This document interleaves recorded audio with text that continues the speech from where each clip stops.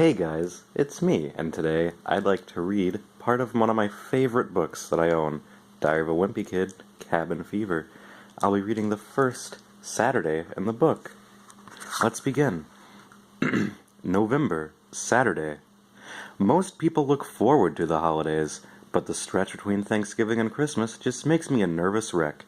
If you make a mistake in the first 11 months of the year, it's no big deal, but if you do something wrong during the holiday season, you're gonna pay for it.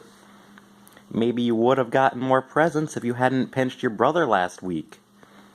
It's too much pressure to be on your best behavior for a whole month. The most I can really handle is 6 or 7 days in a row, so if they moved Thanksgiving to the week before Christmas, it would be fine by me. Kids whose families don't celebrate Christmas are lucky because they don't have to stress out whenever they do something wrong at this time of year.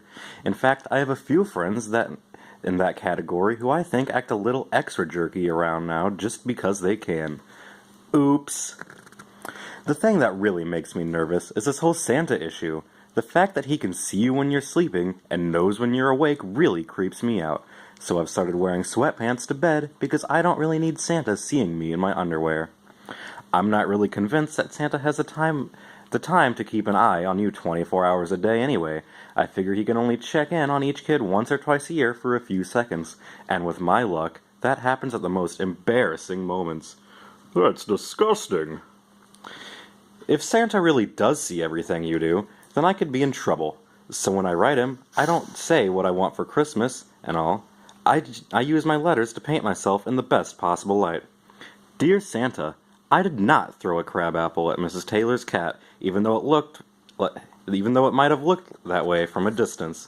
Sincerely, Greg Heffley. Then there's this naughty or nice list they're always talking about. You hear about it, but you never actually get to see it.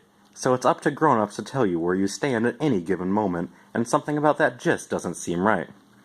If you helped me with these groceries, I bet it would be just enough to make you Santa's nice list. I kind of wonder how accurate the list really is anyway. There's a kid named Jared Pyle who lives on the street from me, and if there's anyone who deserves to be on the naughty list, it's him. But last year he got a dirt bike for Christmas, and so don't even ask me what Santa was thinking on that one. It's not just Santa I've got to worry about either. Last year, when Mom was going through some old boxes, she found a homemade doll from her childhood. Mom said the doll is called Santa's Scout, and that his job is to watch how kids behave and then report them back to Santa at the North Pole. Well, I'm not a fan of that idea. First of all, I think you might have a right to your privacy in your own home. And second, Santa's Scouts give me the willies. Shudder, shudder. I don't really buy the idea that this doll is feeding Santa information, but just in case, I try to be extra good whenever I'm in the same room as Santa's Scout. May I clear everyone's plates? Why? How thoughtful of you. But it probably doesn't matter anyway, because my older brother Roderick is constantly feeding Santa Scout bad information about me. I, Greg Heffley, took a $20 bill out of my mother's purse. Every morning when I wake up, Santa Scout is in a new place, which I guess is supposed to prove that he traveled to the North Pole overnight, but I'm starting to wonder if it's really Roderick who moves him.